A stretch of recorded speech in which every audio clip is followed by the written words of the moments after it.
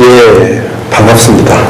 카메라가 한 대가 있고 또 이제 수강자분이 계시다 보니까 이제 둘을 이제 보면서 하게 될 것 같은데요. 우선은 뭐 어려운 걸음 하셨다고 하셨지만은 제 입장에서는 또 이렇게 어려운 시기에 현장을 열어주시고 또 강연자들을 불러주시는 또 공간에 제일 감사를 드리고요. 또 이런 또 일요일 아침에 오신 현장 수강하신 분들께 정말 진심으로 감사드립니다. 이야기하기 앞서서 한 가지 말씀을 드리면 사실은 저 같은 경우에는 정말 인천 계양장 같은 경우는 좋아하는 공간이기도 하고 전에 한 3년 전쯤에도 한번 지나갔던 적이 있어요. 여기 앞에. 근데 그때는 이제 이렇게 뭔가 문화 공간으로 만들어지지 않았는데 아마 아직도 모르시는 분들은 있을 거라고 생각됩니다만 한번 다들 들려보시면 굉장히 좋은 기회가 될 것 같습니다. 일단 앞에 말은 그 정도로 하기로 하고요. 이제 본격적으로 그러면 이제 제 준비해온 강의를 시작을 해보겠습니다. 제목을 보시면은 공화국 요리사 감자로 차린 혁명의 식탁이라고 되어 있는데, 이제 그거는 제가 이제 번역 출간했던 공화국 요리사라고 하는 이 책에 관련된 이야기를 하면서 동시에 저는 이제 감자에 대한 이야기를 간단하게 해보려고 합니다. 감자라고 하는 워낙 이 식재료는 우리가 굉장히 정말 식생활에 있어서 자주 쓰이고 또 굉장히 정말 범용적으로 쓰이는 식재료인데 비해서 사실은 거기에 대해서 이제 연구할 영역은 굉장히 많아요. 그럼에도 불구하고 좀 이야기가 안 되고 있는 면이 있어서 한번 말씀을 드리고요. 일단은 또 우선 일요일 아침에 바쁘신 가운데 수업을 들으시는 분들께서 도대체 뭐 하는 사람이냐 할 수 있을 것 같아가지고 아주 짤막하게 제 소개를 드리면은, 저는 이제 우선 음식문화원 번역을 전문적으로 하고 있고요. 특히 이제 그 프랑스 요리서를 전문적으로 하고 있는데, 그래서 이제 출간을 하게 된 책들이 보시면은 제 첫 번째 책이 이 타리방의 요리서라고 해서, 이 책 같은 경우에는 14세기 말에 프랑스의 그 궁중 요리장이 쓴 책이에요. 그래서 이 책이 이제 일반적으로 프랑스 어권에서 최초의 요리서라고 알려져 있는데요. 이 책을 번역을 하고 그 다음에 번역을 한 게 지금 공화국 요리사라고 하는 책입니다. 근데 그럼 이제 이런 책을 왜 번역을 하느냐라고 많은 분들이 여쭤보세요. 그러면 이제 뭐 당연히 음식 문화에 대한 순수한 열정과 그런 걸 했다라고 말씀드리지만, 사실 이제 그러면은 왜 굳이 이런 책을 하느냐고 말씀드리면은, 사실 이 책들이 다 이제 저작권이 없어요.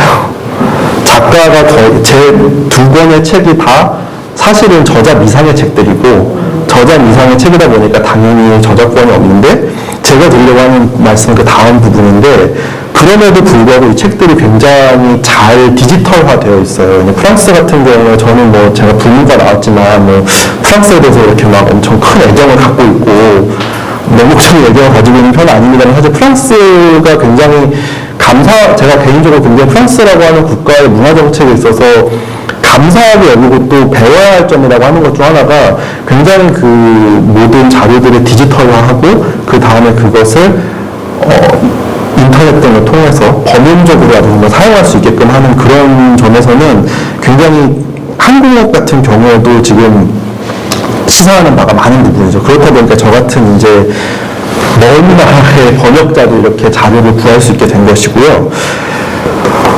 그러면 이제 좀 가볍게 일단 얘기를 한번 시작을 해볼게요. 지금 이제 보시면은 PPT상에 총 4개의 음식이 나와 있어요.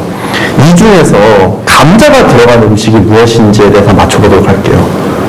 일단 감자가 들어간 음식이 뭘 것 같으세요? 이 4개 중에서? 잡채. 잡채. 잡채 단면에 녹말. 맞습니다. 잡채에 녹말 들어있어요. 맞아요. 그리고 탕수육? 탕수육 뭐겠죠? 껍질이 그렇죠. 튀긴 그 옷에 녹말. 바로 그렇죠. 그러면 이제 이 2개가 있잖아요. 그럼 잡채 같은 경우에도 사실은 이제 차야타운에 가면은 이제 또 잡채밥 가면 먹을 수 있고, 또 탕수육도 또 있으니까 먹을 수 있는 음식들이 다 감자가 들어가는데, 자, 그러면 이 4개 중에서 뭐에 감자가 들어가느냐? 일단 이 오른쪽에 거에 들어가요. 얘가 얘가 혹시 뭔지 아시겠어요? 술인데 네, 어떤 술일까요? 술. 남자는 보드카입니다. 맞아요. 예, 보드카입니다. 이게 혹시 보시면은 아까 그 PPT에서 보시면 아시겠지만 이게 사실은 그 폴란드에서 나온 쇼팽 보드카예요. 그 쇼팽 보드카가 감자를 쓰는 종이고요. 그러면은 이제 아까 말씀드렸다시피 이제 뭐 탕수육하고 잡채는 들어간다 치는데 또 뭐가 있느냐? 햄버거에 왜 들어갈까요? 어디에 들어가지? 햄버거에 왜 들어갈까요? 햄버거가 곁들여 있는 감자튀김 같은 그렇게 생각을 하시죠. 그렇게 생각을 하시죠. 이게 원래, 강연사는 원래 항상 이런 식으로 약간 이렇게 배반을 때리는 이런 지점이 있죠. 이게 왜 그러냐면은, 특히 패스트푸드 음식 같은 경우는 이 번 부분에, 번을 만들 때, 여기에 감자 전분이 같이 들어가요. 그 이유는 이제, 물론 뭐 단가를 낮추기 위해서라고 하는 이야기가 많이 있는데 일반적으로 이 햄버거 번에는 특히 맥도날드 이게 좀 사실은 맥도날드거든요. 아 혹시 그 상표명 이름 안 되나요? 근데 맥도날드 햄버거나 맥도날드 햄버거 번은 감자 전분이 들어갑니다. 감자 전분이 들어가게 돼 있어요. 그리고 이제 사실은 뭐 말씀하셨다시피 잡채 같은 경우에는 당연히 감자 전분으로 가지고 만들죠. 그리고 이제 이 탕수육 같은 경우에도 탕수육 같은 경우 그리고 감자 전분으로 옷을 만드는 것도 알고 계시지만 더 중요한 또 하나가 뭐가 있냐면 소스에도 전분이 들어가요. 이 프랑스 음식의 이제 프랑스 음식을 만드는 문법이라고 할 수 있는 것이 뭐가 있느냐면요. 그리고 그건 사실은 꼭 프랑스 음식에 한정되는 것이 아니고 모든 음식에서 공통된 것 중 하나가 소스라고 하는 것은 샐러드 같은 것에 들어가는 소스는 그냥 흐르기도 하지만 어떤 경우에는 그 음식의 표면에 달라붙어 있어야 되잖아요. 달라붙어야지 이거를 같이 먹죠. 만약에 그걸 가장 간단하게 생각해 보시면은 그냥 국물에다가 음식을 담갔다가 빼면은 국물이 묻는 게 아니고 그냥 국물이 쉽게 다 내려가잖아요. 그런데 그러면 소스라고 하는 것은 기본적으로 그 주재료에 붙어야 되는데 붙으려고 하면 어떻게 해야 되느냐 하면은 이런 식으로 농도를 더 진하게 만들어야 돼요. 근데 농도를 진하게 만드는 것이 이제 그 경양식 가면은 많이 드시는 스프 있잖아요. 스프 같은 경우에 이제 밀가루를 되게 버터에 볶아가지고 무라고 하는 걸 만들고 거기다가 이제 육수를 부어가지고 만들면은 그게 이제 소스처럼 좀 더 걸쭉하면서도 액체 형태가 되는데 이런 탕수육 같은 경우에는 달콤한 소스를 만들면서 거기에다가 전분을 넣어서 농도를 조절을 해요. 그래서 전분이라고 하는 건 사실은 특히 중식에서도 굉장히 농도 조절에 있어서 중요한 소재로 잔여를 하고 있습니다. 그만큼 이제 이런 말씀을 드리는 이유는 감자라고 하는 식재료가 모양을 바꿔가면서 우리가 알지 못하는 우리가 생각하는 전통적인 감자의 형태가 아닌 형태로 우리의 음식 속에 굉장히 많이 들어갔다라고 하는 말씀을 드리려고 이런 이미지를 한번 갖고 와봤고요. 자, 그런데 여기서 굉장히 재밌는 게 뭐냐면은 이게 그 풋땡글즈라고 하는 정말 한 번 되면 멈출 수 없는 그 과자인데요.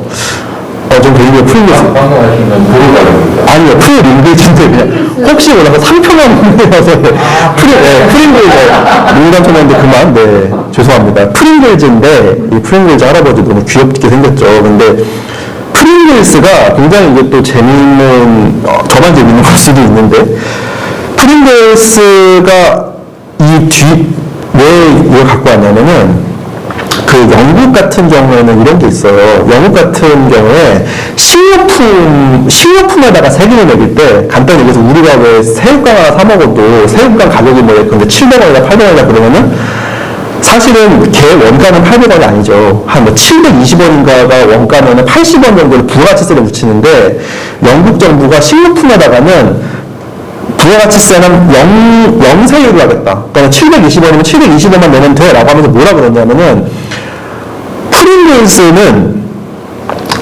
그러면서 뭘 했냐면 감자칩에다가 20% 세율을 적용을 한 거예요.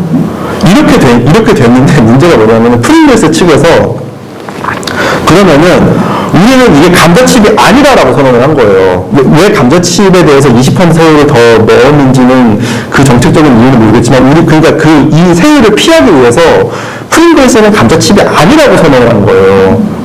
그래서 그럼 도대체 근거가 뭐냐 했더니 실제로 프링글스는 감자 함유량이 50%가 안 돼요. 저희는 그 동그란 모양을 보면서 걔가 뭔가 감자를 썰어낸 모양을 생각하잖아요. 근데 사실은 얘는 밀가루 반죽에다가 감자 성분하고 감자 착향을 집어넣어가지고 만든 그 자체로 구워낸 과자예요. 한국에 근데 또 이제 다양한 감자칩이 있는데 포테이토 칩, 포카칩 있잖아요. 포카칩 같은 경우는 실제로 감자로 넣는 거잖아요. 걔는 감자를 실제로 굉장히 얇게 썰어가지고 튀긴 거예요. 그런데 이제 이 프링글스 같은 경우에는 재미있게도 감자칩, 이름은 누구도 프링글스는 감자칩이 아니라고 생각하지 않잖아요. 근데 프링글스를 감자칩이 아니라고 주장을 했던 것이죠. 이제 이 당시에 이제 프링글스 상표권을 갖고 있는 게 P&G인데요. P&G가 아마 P&G죠. 그래서 그런 의미에서 보면은 감자라고 하는 것이 참 다양하게 모양을 바꾸어서 우리 음식 속에 들어있는데 그만큼 감자가 그 위치를 차지하고 있다는 것에 대해서 많은 사람들이 알지 못한다는 의미에서 한번 말씀을 드려봤고요. 근데 본격적으로 이제 프랑스 음식이라고 하는 것의 맥락에서 말씀을 드려보도록 할게요. 혹시 이 영화 보신 적 있나요? 마리 앙뚜아네트, 소피아 코폴라. 이 소피아 코폴라라고 하면 이제 또 제가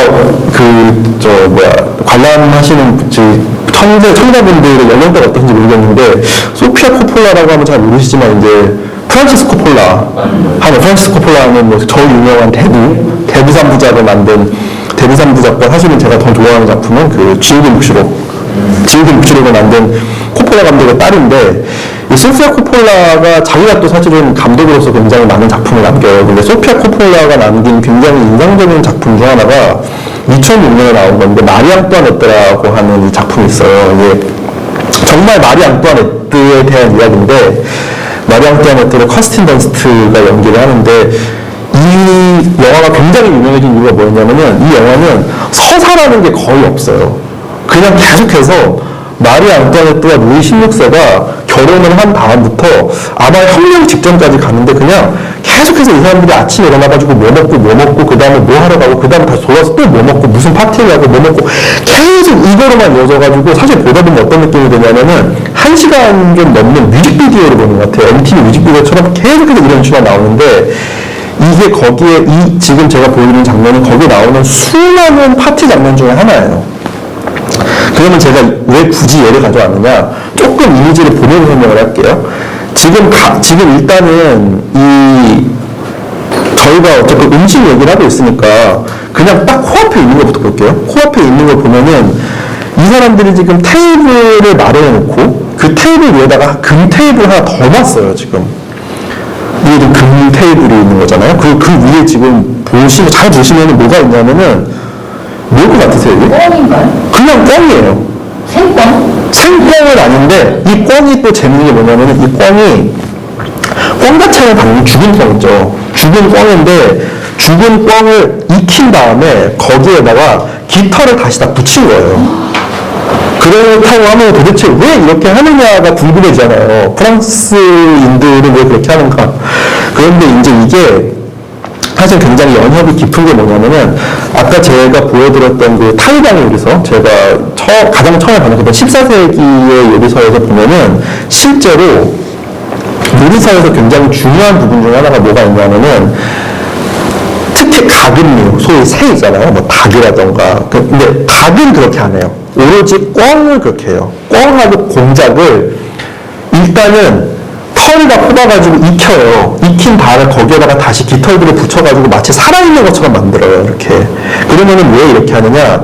이렇게 하는 새들은 정해져 있어요. 어떤 새냐? 사냥해서 잡는 새. 꿩, 공작. 그래서 왜 그러면 그런 애들을 그렇게 하느냐 하면은 상징적인 의미에서는 꿩이나 공작이 뭐 표상하는 게 상징적인 다 의미가 있어요. 꿩은 충실을 의미한다라고 하는데, 그래서 특히 이런 왕들이 하는 연회에서, 왕들과 신하가 함께하는 연회에서는 실제로 꿩이 굉장히 자주 이런 센터피스를 쓰여요.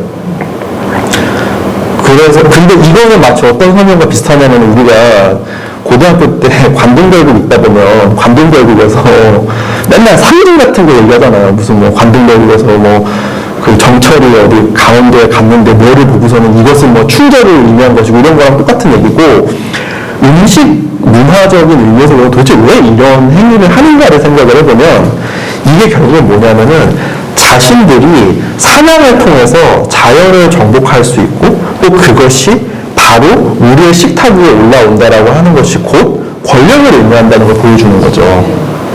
나는 사냥한 음식을 내 식탁 위에 올려놓을 수 있다. 그리고 그렇게 하려고 그러면은 똑같이 다 털이 벗겨져가지고 올려져 있으면 이게 닭인지 꿩인지 알 수가 없잖아요. 그러니까는 이런 식으로 그 살아있을 때의 모습을 마치 재현해 놓은 같이 올려놓는 거죠.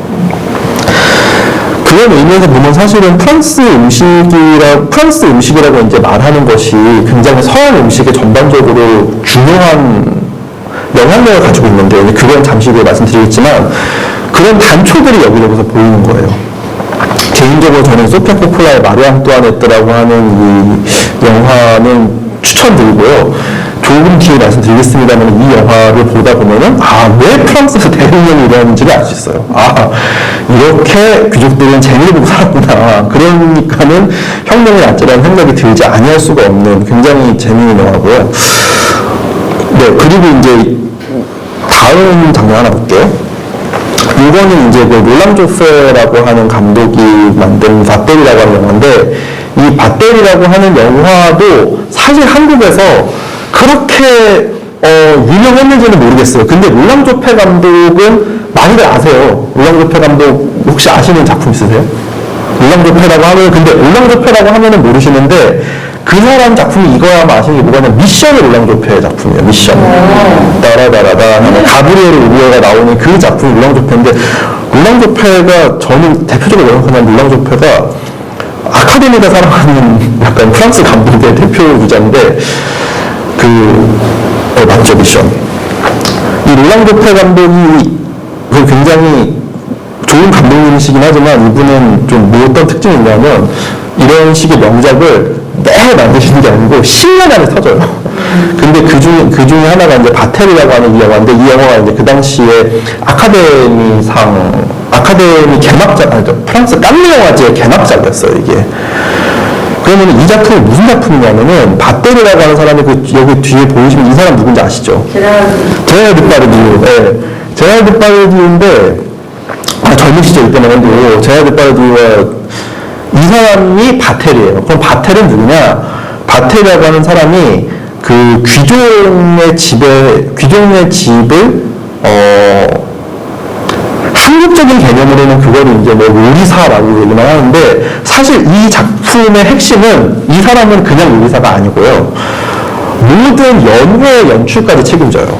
음식 만드는 사람이 연회의 연출까지 책임을 져요. 그리고 지금 가운데 보시는 이게 뭐냐면 빵으로 만든 거예요, 이게. 모든 걸 다 빵으로 만들어가지고 이 화살통하고 활이 보이시죠? 그리고 그 위에 보면은 굉장히 과일이 들어가 있는 화려한 비스킷이 이렇게 올라와 있잖아요. 그러면 이걸 도대체 이렇게 왜 만드느냐? 이게 그러니까는 큰 연회를 하면은 많은 사람들이 오고 테이블이 여럿이 있을 거잖아요. 거기에 놓을 센터피스예요. 중앙에 놓는 거. 그 센터피스라고 자꾸 말씀드리면은 그게 좀 한국에 그냥 밥 생각하면 좀 약간 안 와닿는 개념이지만 혹시 약간 좀 공식적인 관에서 가는 행사라거나 아니면 좀 큰 행사, 축하 행사를 가면은 왜 얼음 조각 있는 거 혹시 보는 적 있어요? 얼음 조각 같은 거예요, 이게.